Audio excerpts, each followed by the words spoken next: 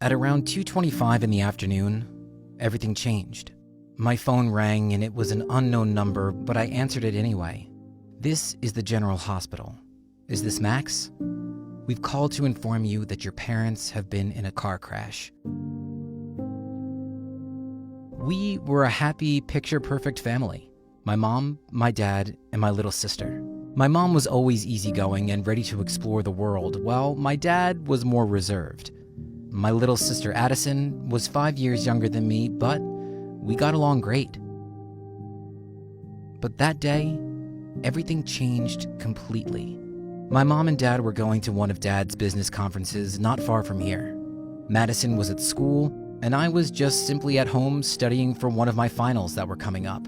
But then, I got the phone call about their accident. After I heard those words, everything went black and white. I grabbed my car keys and ran out the door. At first, I had to wait until 2:30 to pick my sister up from school. Once I did, we zoomed over to the General Hospital. I immediately went to the front desk and asked for my parents. The receptionist ushered the doctor over to me and my sister. He took us in a back room and sat us down. I'm sorry, Max, but it was a fatal car accident. Your parents, before we could save them. All I could hear was the beeping sound that the heart monitor was making behind me.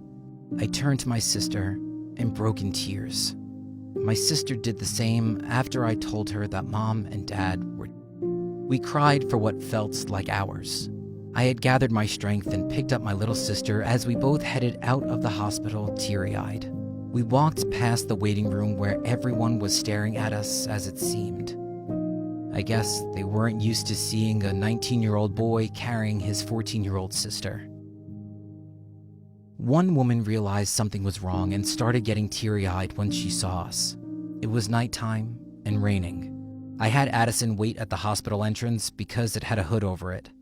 I pulled the car around and she got inside. We drove in silence as I was thinking about how I no longer had anyone to support me or my sister.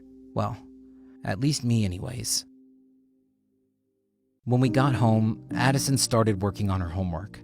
I didn't have any strength left in me, so I ordered 8 pizzas from our favorite pizza place. I had a lot of support from my friends and from my faraway relatives, but I was still...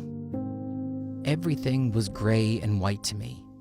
I was still shocked and hurting like it was the first time I got the news. It just kept hurting over and over again, but I had to be strong for my sister.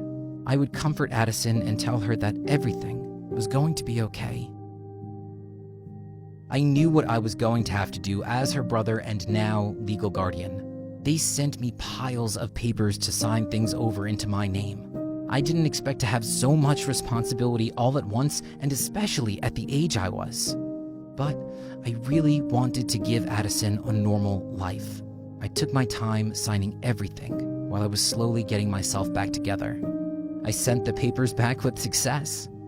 I was now Madison's legal guardian. We celebrated by going out to eat at a restaurant, but I knew that the ride wasn't over. Sure enough, it wasn't.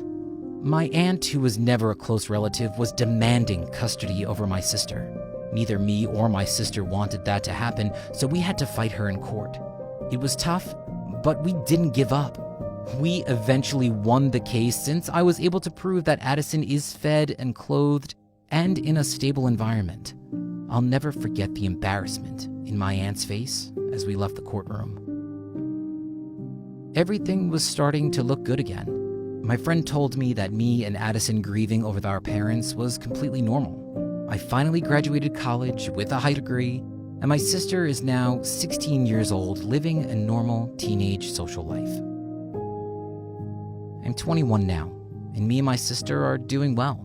I'm still her legal guardian, and everything turned out just fine. The experience has been a journey for us that we weren't prepared for.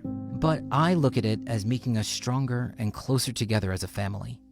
Always stay close to your family.